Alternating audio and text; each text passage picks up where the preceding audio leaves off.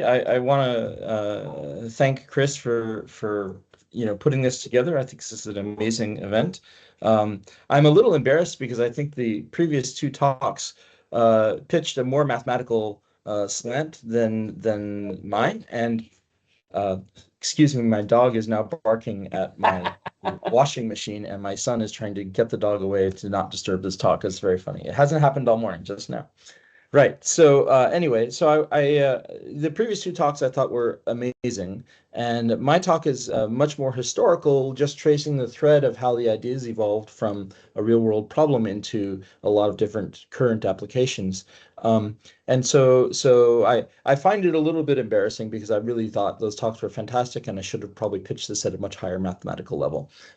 So apologies up front for that. And I also don't even have an idea how long this will take now because having spent now I want to decide how much I want to talk about the history as I go along. But we'll see how it goes. So apologies, those apologies given. I'm really delighted to be here, and I really think this is an amazing activity and an amazing workshop, and I loved the previous two talks quite a lot. So anyway, so here we go. So I want to speak about from the three-body problem to algebraic topology and chaos. And actually, mostly I'll just be talking about the three-body problem and chaos, and then I'll just make some comments about algebraic topology at the end, but I'll trace where the connections are. All right, so what you see on my cover slide here, there is a picture that is clearly not the three-body problem, right? And so this is a picture from Tycho Brahe's text in, I think, 1606 or something. It's a reference at the back of the slides, where he was trying to prove that he was supported. Let's see, who was it? So Tycho Brahe basically was trying to prove that the sun was orbiting the Earth and all of the other planets were orbiting the sun. So here you have the Earth, and then you have the sun, and then you have all the other planets orbiting the sun. And they were trying to take lots and lots of measurements of this. And then, they were trying to prove that this was what was happening. And so Kepler got involved and used all these measurements, was actually able to make closed form predictions of under the size of the estimates of the measurements that they made of where the orbits were actually going. So people were quite interested in astronomy questions. They had no certain idea of how the shape of our solar system was evolving, and they were trying to understand this all the way back into the 1600s. And then, so this is kind of the story of how that question evolved. Right. So this is that. So the comment I want to make is that real world problems don't just use maths, they actually shape it. And so I'm annoyed that this maybe that thing will go away if I stop touching that. So the question is, when does nature push mathematics to actually think differently? And so we've been seeing some examples in today's talks of developed mathematics reflected from these changes in real world questions, and how pure mathematics has been developed from it. And this is going to be another one of those stories. So the three-body problem is a classical mechanics question which pushed mathematics beyond what it could, and even now can even comfortably model. And so Poincaré, who's going to be the star of today's story, his insight was that the new phenomena needed new language that just didn't exist, and that systems of great complexity, you might still admit reasonable qualitative interpretations, even though in terms of a quantitative interpretation, it was provably impossible to get a correct closed form quantitative description of how certain systems were going. So here's Henri. He was born in 1854. In 1912, was a French mathematician. He was born in Nancy, Lorraine, France, and he died in Paris. He was a student at the École Polytechnique from 1873 to 1875. He went to the École des Mines, and he became a mining engineer in Vesoul. And it was very interesting. As a mining engineer, he was really serious about mining, and he's contained with a lifelong interest in mining, even though he's now known as the last universal mathematician and one of the greatest mathematical geniuses of all time. So as a mining engineer, at one point, he had to investigate a mining accident and try to understand what happened in the mines. And the governmental body that asked him to do this could not believe the notes that he produced, which were so incredibly diligent and so phenomenal that they were actually able to understand that some people that were they thought were going to be responsible for the mining accident actually were not responsible, and it was, really is a detective in mathematical clothing. Anyway, so he was really someone all his life was interested in applied things, but he was a great pure mathematician, and in fact, the father of chaos theory and algebraic topology. And so he got his doctorate in 1879 under Charles Hermite, and he was in the Faculty of Science in Caen from that's not 1979. That would be quite an achievement. 1879 to 1881, and then he was moved to the Faculty of Science in Paris in 1881. He was not known as a great lecturer. He was generally considered to be disorganized. Every single time he taught a class, he taught it from scratch. He made new notes, and there was a certain level of polish they didn't have. However, he did have this habit of developing everything from first principles, and this is possibly the reason he's known as the last universalist. He could actually, he was good in physics and algebra, and didn't really matter what the area was. He basically went to first principles and developed it from there. And so he eventually became the chair of mathematical physics and probability at Sorbonne in 1886. All right, so the three-body problem. So Newton actually solved the two-body problem, and he tried to discover whether any long-term stability for that was possible for systems such as the Earth, the Moon, and the Sun. So three bodies. And he proposed this problem in the Philosophia Naturalis Principia in 1726. And King Oscar II of Sweden and Norway eventually sponsored a prize for 2,500 crowns in 1889, offered the prize for a solution to the three-body problem, because even though Newton had made this publication, much later on, no one had really made significant progress. And Kepler was able to, even before Newton's, Kepler created calculations that verified the solution that Newton had created, but Kepler was actually beforehand, but he didn't understand them. He basically did a bunch of calculation and showed that these solutions are what is happening, and Newton was the first one to actually understand it and give a mathematical explanation for it. But then there was just literally no progress for the next 160 years. And so King Oscar II of Sweden proposed this problem as part of his birthday celebration, and Mittag Leffler and other famous mathematical editors at the time were to judge, what are the important problems of today, and where would we like to see real progress, and you guys are going to judge the entries and then come forth with a solution.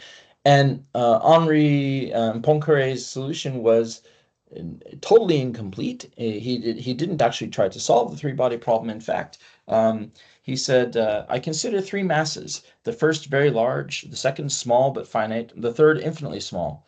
I assume that the first two each describe a circle around their common center of gravity, and that the third moves within the plane of these circles. So the plane of the two circles is basically coming out of Newton's solution.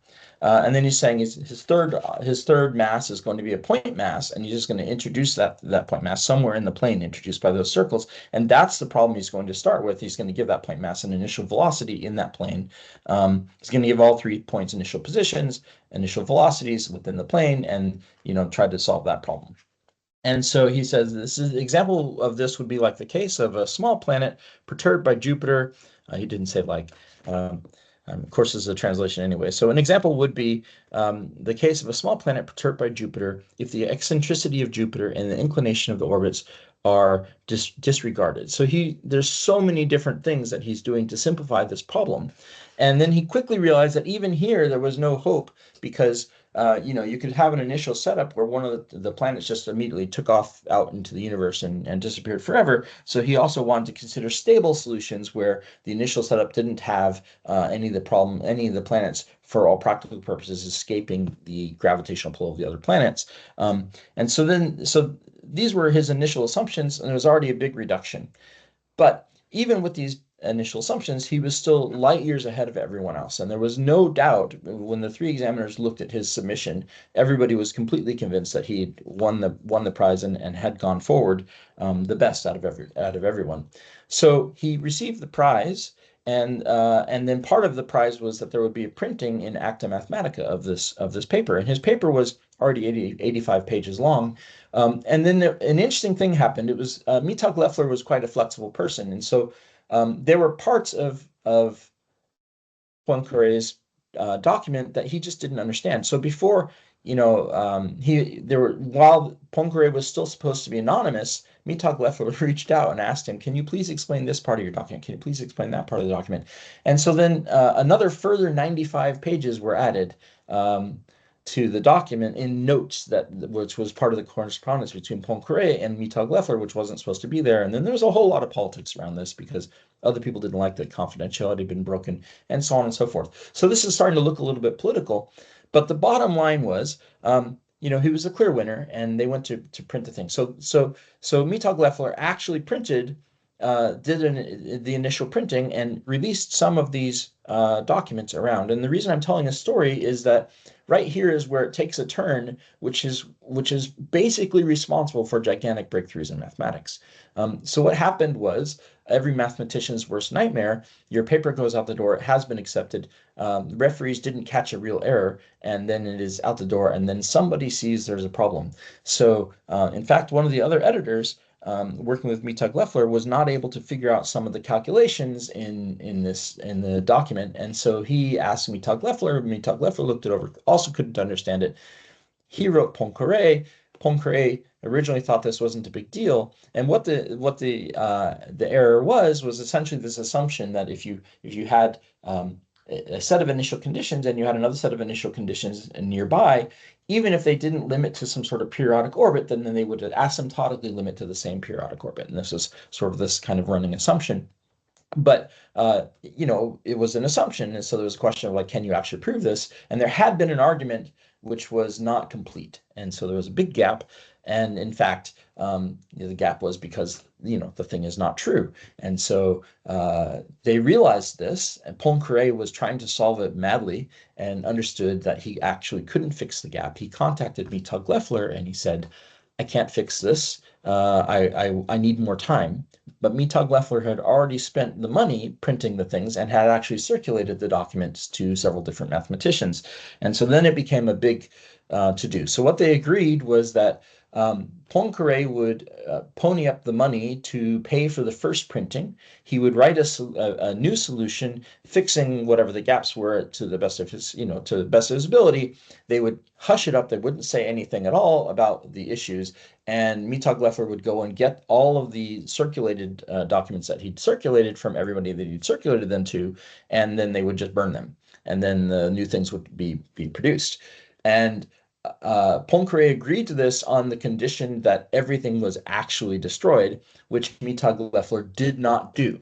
And he actually preserved one document, the one which had a lot of Poincaré's actual handwritten notes on it, and he preserved it for history, for which we are very grateful. I'm going to hold up. This is a book by June Barrow Green, and this is her PhD thesis made into book form. It is a wonderful history. I recommend everybody read it. Poincaré and the Three-Body Problem. It's an absolutely fascinating story. And all of this is in there in great depth. And so what ended up happening was she got access to that document and was able to do some comparative analysis and write this beautiful piece of historical study. So the end result was Poincaré agreed to do this thing, but this was going to cost 3,500 crowns, which was more than 2,500 crowns he won for the prize. So this actually ended up costing him money. And then he sort of sequestered himself and produced a new solution to the whole thing. And what he was able to do was develop. He was able to prove that if you change the initial configuration of the of your phase space, the initial starting problem, then just a tiny change could lead to very, very different results. And that's something that he understood pretty quickly. And then what he wanted to do was develop an understanding of, well, can I still make any kind of reasonable predictions? And so this is what the rest of the story is going to be about. Okay, so so this was actually the birth of chaos. If you add a third body to the system, it becomes unpredictable. And Poincaré was able to show that the system exhibited all the properties that we now define as a chaotic system. I'm going to just sort of highlight what the three-body problem is. So here's your statement of your three-body problems. You have your initial velocity vectors, and you have your initial acceleration vectors, and then you say what's going to happen. There should be positions here as well. And here's a picture taken. I just took a screenshot there on the Wikipedia page for the three-body problem. There are developing like orbits of initial configurations, and so that's actually a moving picture. And I took a picture of it, and this is like an initial situation. Of course, this is not assuming Poincaré's assumption that you're living in a plane, but this is, hopefully the idea is clear. So you're tracking the trajectory of planets over time, and you can see that these orbits are indeed very, very strange. Okay, so Poincaré came to understand a new way of thinking about the problem was needed, and he had been focusing on singular points as being important, which even his predecessors had done before. However, he realized that he was seeing, while the individual trajectories were unpredictable, he was seeing large scale structure by tracking lots and lots of trajectories and doing lots and lots of calculations. He was seeing large scale structure that made him decide that he should be actually doing maybe a qualitative analysis. So this is actually, to my understanding, this is the birth of qualitative analysis of differential equations. So he was able to show that if you had a singular point, then there would be different kinds of behaviors around it, which we always teach in our ordinary differential equations class, right? You could be rotating around the point. You might have an hyperbolic singular point where you have an attracting plane, an attracting curve and a repelling curve coming together at the singular point. They're all the different behaviors that we always teach. And so he actually described what those behaviors were, and he was able to prove algebraically the four standard behaviors that we now teach. And so this new perspective was in there. So it was a shift from exact solutions to qualitative structure that he got interested in. And then in order to do this, he had to describe what is a phase space. He then decided, well, if I'm looking at the orbits of my bodies, if I just take a snapshot in time, and then I call that a moment in time, and then I can look at a later moment in time, then what can happen is maybe there will be initial configurations where in these two moments of time, I get back exactly to where I was, and that will be a periodic solution. And then there'll be other positions where, as I go forward, I never actually repeat. But he was able to prove, because he had made this assumption about stability, he's basically living in a compact phase space. So he was able to show that what we now think of as Poincaré recurrence, that if you go far enough into the future, each initial configuration, almost all of them, will eventually return with an epsilon of whatever the initial configuration was, and this will happen again and again and again, Poincaré recurrence.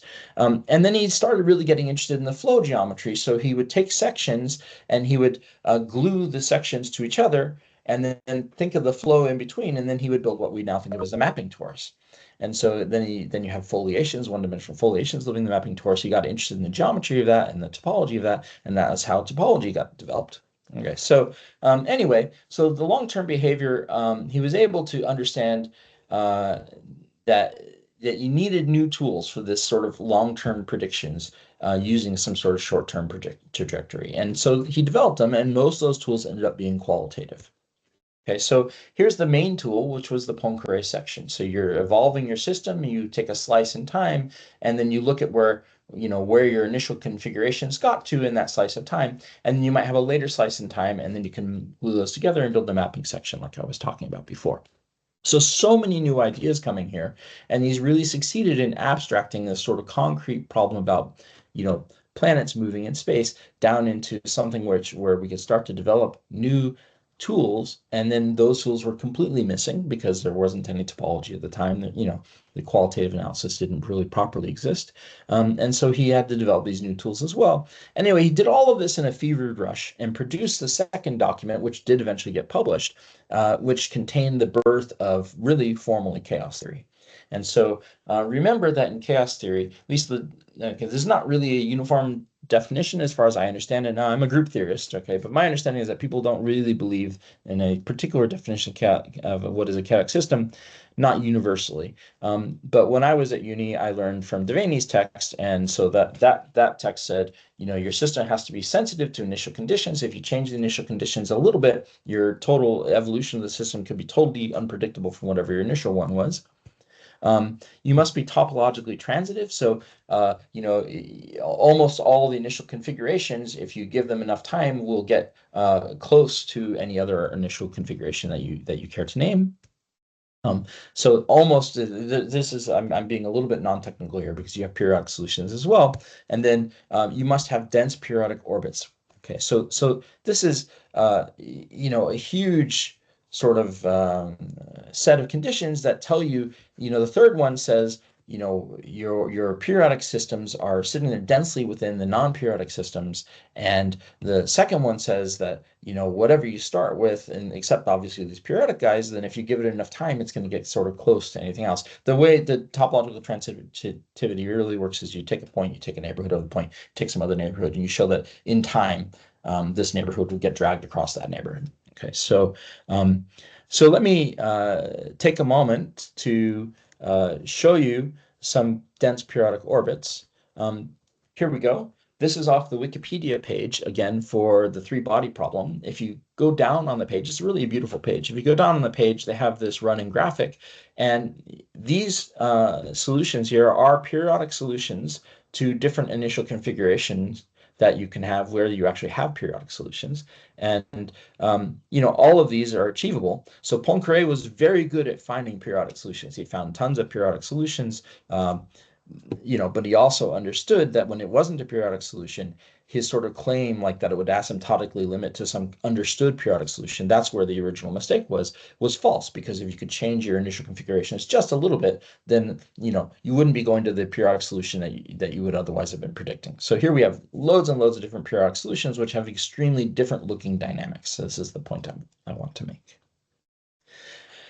Okay, so oh, that's strange. Okay.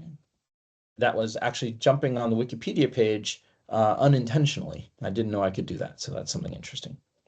Okay, so what I decided to do was try to make some code to sort of demonstrate the qualitative analysis jump that Poincaré did, and so here we go. So I will shift over to that. And so what I'm going to do is I'm going to demonstrate a Lorentz attractor. And so here we go. I just wrote some code. So here is a system where you're starting with some ordinary differential equation, and you can see that in the long-term dynamics, there's an attracting set that kind of looks like this sort of butterfly wings. And what this differential equation is doing is that there's some curvature conditions, some second derivative conditions telling you drawing the point towards the centers of these things, but there's also a gravitational pull to a point down here where I've got my mouse right now. And so what happens is, as the points are going around the circle, they get drawn down towards that. And if they get out wide enough, suddenly they switch to the other side. And so if you start with 2 points with the same initial conditions and you try to figure out when do they jump from left to right or right to left, that turns out to be totally unpredictable. And so nearby points and nearby initial configurations generate totally different future orbits. But the large scale behavior, there is an attracting set. The orbits look like they're near to these two butterfly wings. And this was Poincaré's big insight, not with the Lorentz attractor in particular, but just that such things would happen, that there could be large-scale organization arising out of what is, a chaotic system where small initial changes could completely change the dynamics. And so he got very interested in what the shapes of these attractors could look like, and this is one of the motivating things behind his development of topology later. He started thinking about what is the shape of the surface that this thing is being attracted to, and then he started developing topological tools, and there you have it. So that's pretty much what I want to say about Lorentz attractors as an example. Okay, so what is the legacy of Poincaré's discovery? So it's persisted and sits at the forefront of much of modern mathematics today. Snell's horseshoe map, Anosov systems, and structural stability has all flown out of this initial discussion. It also led to ergodic theory and symbolic dynamics and entropy. I mean, one of the ways that we think of topological transitivity right now is topological mixing, which I see talks on topological mixing on a very regular basis in my department. So we have all these different things happening, and then it ended up developing tools that were central to topology, geometry, and probability.